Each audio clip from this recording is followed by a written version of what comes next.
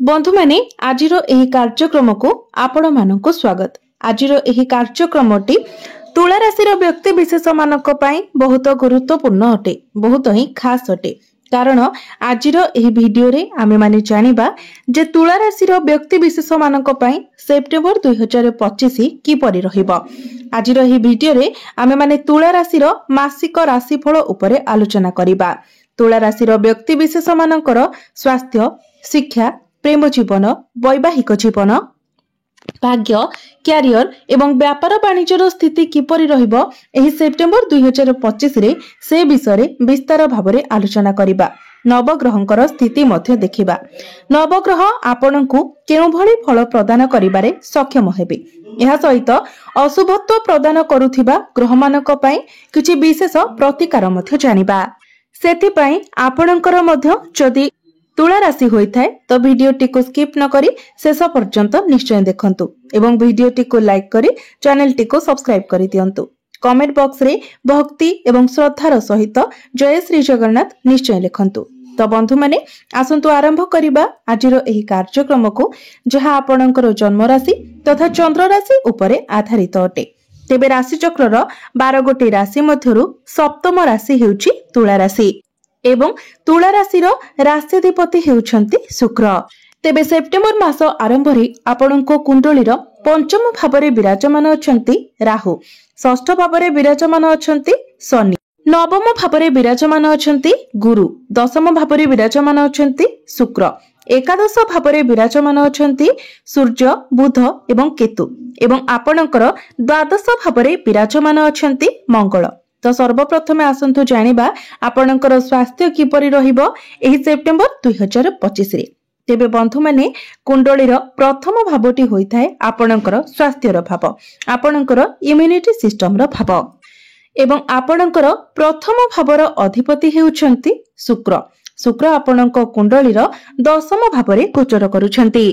तेबे शुक्रंकर स्थिति आपणक कुंडली रे बहुत मजबूत रहिछि कारण शुक्र केंद्र रे गोचर करूछंती।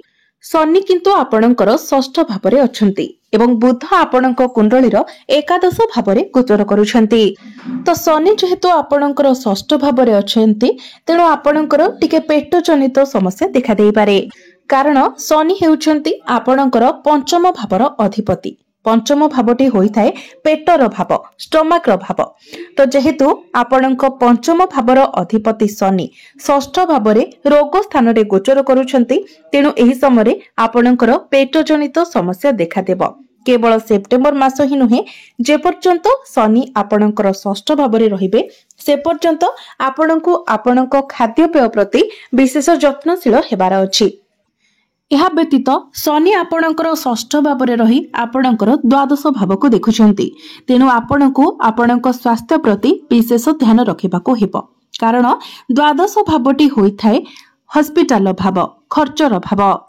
किंतु शुक्र जेहेतु आपणकर केंद्र रे बहुत मजबूत स्थिति रे अछंती तेणु इम्युनिटी आपणकर स्ट्रांग रहिबो एवं आपणकर रिकवरी मध्ये बहुत फास्ट रहिबो। एबे आसंतु जानिबा आपणकर शिक्षा क्षेत्र किपरि रहिबो एही सेप्टेम्बर 2025 रे। विद्यार्थी मानक पई किपरि रहिबो एही सेप्टेम्बर मासटी। तेबे बंधु माने कुंडलीर पंचम भावटी होइथाय आपणकर शिक्षार भाव। तो आपणक पंचम भावर अधिपति हेउछंती शनि। शनि आपणक कुंडलीर षष्ठ भावरे गोचर करूछंती एवं आपणकर पंचम भावरे गोचर करूछंती राहु। तेबे आपणक पंचम भावरे राहु गोचर करुथिबा कारणरू आपण आपणकर पाठ पढ़ा को नेकी कंफ्यूज होई जिवे। बारंबार आपणकर मन को शंका आसीबो, भय आसीबो एवं डाउट्स मध्य आसीबो। तेबे केवल सेप्टेम्बर मास ही नुहे एपरी परिस्थिति जे पर्यंत राहु आपणकर पंचम भावरे अछंती से पर्यंत आपणको ए सबुर सामना करिबाको पड़िबो। एहा व्यतीत शनि आपणकर पंचम भावर अधिपति होई जेतेबेले षष्ठ भावरे गोचर करूछंती तो शनि को ठारो मध्य आपणको अशुभ फल प्राप्ति हेबो। शनि आपणको टिके डाउट्स क्रिएट कराइबे। एही सेप्टेम्बर मासरे जदि आपणकर किछि एग्जाम रहिछि तो एग्जाम आपणक पई एवरेज रहिबो किंतु जदि आपण किछि एडमिशन नेबा पई चाहुछंती तो एडमिशन आपण नै पारिबे। एबे आसंतु जानिबा आपणकर प्रेम जीवन किपरि रहिबो एही सेप्टेम्बर 2025 रे। तेबे बंधु माने कुंडलीर पंचम भावटी होइथाय आपणकर प्रेम जीवनर भाव। आपणक पंचम भावर अधिपति हेउछन्ति शनि। शनि आपणक कुंडलीर षष्ठ भावरे गोचर करुछन्ति। आपणकर पंचम भावरे राहु गोचर करुछन्ति, किंतु शुक्र आपणकर केंद्र रे विराजमान अछन्ति एवं बुध सूर्य एवं केतुंकर दृष्टि आपणकर पंचम भाव उपरको रहुछि, जहा फलरे आपण आपणकर पार्टनर मध्यरे टिके मुडी स्वभाव देखिबाकू पाइबे एवं राहु पंचम भावरे थिबा हेतु तांको मध्यरे टिके कन्फ्यूजन आसीबो।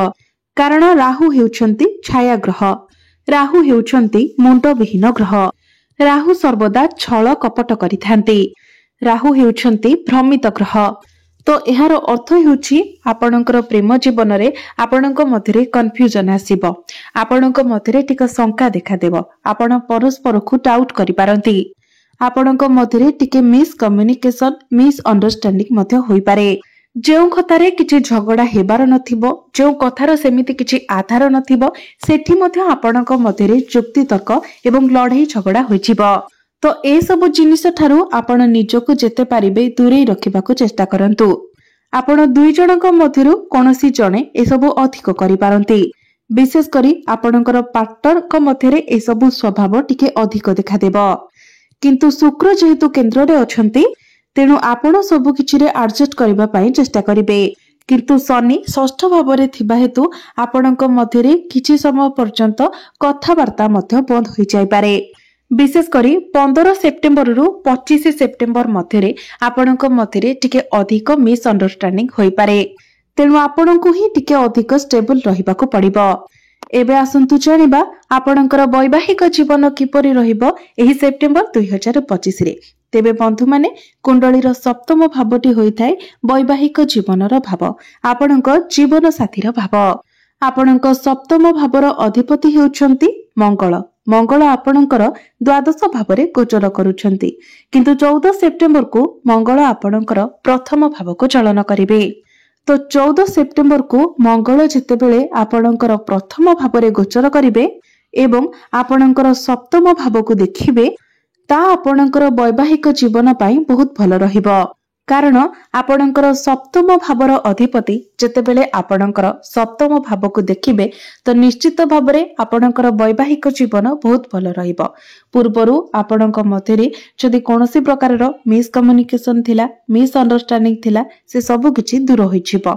आपणक मध्यरे ताळमेळ बहुत भल रहिबो, अंडरस्टैंडिंग मध्य बहुत भल रहिबो, आपणक मध्यरे भल पाइबा बढ़िबो। किंतु 14 सेप्टेम्बर पूर्वरु मंगल आपणकर द्वादश भावरे अछंती। यार अर्थ हेउछि 14 सेप्टेम्बर पूर्वरु आपणको टिके आपणक वैवाहिक जीवन प्रति विशेष ध्यान रखिबार अछि, किंबा आपणक जीवन साथींकर स्वास्थ्य रे मध्य किछिटा समस्या देखा देई पारे। एलर्जी इन्फेक्शन भली किछिटा समस्या देखा देई पारे। मुंड बिंधा, बैक पेन, जॉइंट पेन भली मध्य समस्या देखा देई पारे। एबे आसंतु जानिबा सबुठारु महत्वपूर्ण विषय वस्तु आपणकर भाग्य, क्यारियर एवं व्यापार वाणिज्यर स्थिति किपरि रहिबो एही सेप्टेम्बर 2025 रे। तेबे बंधु माने कुंडलीर नवम भावटी होइथाय आपणकर भाग्यर भाव एवं दशम भावटी होइथाय आपणकर क्यारियर भाव। आपणक नवम भाव अर्थात भाग्य भावर अधिपति हेउछन्ति मंगल। मंगल आपणक कुंडलीर द्वादश भावरे गोचर करुछन्ति, किंतु 14 सेप्टेम्बर को मंगल आपणकर लग्न को चलन करिवे। तेबे मंगल आपणकर लग्न रे उच्चस्थ होइछिबे। तो एही मासरे जदि आपण भाग्य संबंधित किछि कार्य करिबाकू चाहुचंती, दूर जगह रे किछि करिबाकू चाहुचंती, आपण पूर्वरु कोनोसी कार्य पई किछि प्लानिंग करिथिले, किंबा आपण किछि बड़ जिनिस किणाकिणी करिबाकू चाहुचंती, किछि बड़ डिसिजन नेबा पई चाहुचंती, तो भाग्य संबंधित जदि आपण किछि बे कार्य एही मासरे करिबाकू चाहुतिले तो 14 सेप्टेम्बर परे आपण ताहा करि परिबे। विशेष करी 15 सेप्टेम्बर परे आपणक पई समय बहुत भल रहिबो। एबे आसंतु जानिबा आपणकर क्यारियर, आपणकर कार्य क्षेत्र किपरि रहिबो एही सेप्टेम्बर 2025 रे। तो बंधु माने कुंडलीर दशम भावटी होइथाय क्यारियर भाव, आपणक कार्य क्षेत्रर भाव। तो आपणक दशम भावर अधिपति हेउछन्ति चंद्रमा। चंद्रमा प्रति 2 दिन रे निजर राशि परिवर्तन करिथांती एवं आपणकर प्रथम भावर अधिपति शुक्र आपणकर दशम भावरे गोचर करुछन्ति। प्रथम भावर अधिपति जेतेबेले दशम भावरे गोचर करिथांती सेतेबेले एहा आपणकर कर्मक्षेत्र पई बहुत अधिक शुभ फल प्रदान करिथाए। सेतेबेले व्यक्ति निजर काम को बहुत सीरियसली नहीं थाए एवं निजर काम को बहुत भल भावरे करबा को चेष्टा करिथाए। शुक्र मध्य आपणकर एकादश भाव को चली जिवे। तो 15 सेप्टेम्बर पर चाकरी क्षेत्र में आपणकर प्रमोशन हेबार मध्य जोग बनुछि। आपणकर फाइनेंशियल ग्रोथ मध्य हेबा। आपण निजर कैरियर को लेकिन बहुत सीरियस रहिबे।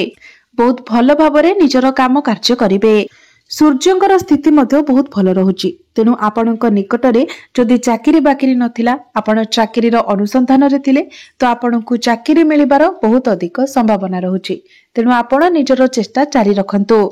बिजनेस कथा जदि कहबा तो बिजनेस एही सेप्टेम्बर मासरे आपणकर बहुत भल रहिबो। बिजनेस रे आपण बहुत भल ग्रो करिवे कारण बुध आपणक राशि रे उच्चस्थ होइजिबे। तो व्यापार वाणिज्य आपणकर बहुत भल रहिबो। तो एबे आसंतु जानिबा किछि प्रतिकार विषय जो प्रतिकार गुड़िक करबा द्वारा आपनकु अधिक मात्रा रे शुभ फल प्राप्ति हेबो एवं जहा किछिटा अशुभत्व रहुछि से गुड़िक खंडन होइजिबो। तो सेथि पई आपण प्रत्येक दिन शनिकर बीज मंत्र 108 थर जप करंतु। प्रत्येक दिन पक्षी मानकु किछि खाइबाको दियंतु। एहा सहित प्रत्येक दिन आपण हनुमान चालीसार पाठ करंतु एवं प्रत्येक दिन उदित सूर्य को आपण तंबा पात्र रे जलार्घ्य अर्पण करंतु। निश्चित भावरे आपणकु अधिक मात्रा रे शुभ फल प्राप्ति हेबो। तो बंधु माने आपणकर जीवन मंगलमय हो एहा ही ईश्वरक निकटरे मोर प्रार्थना।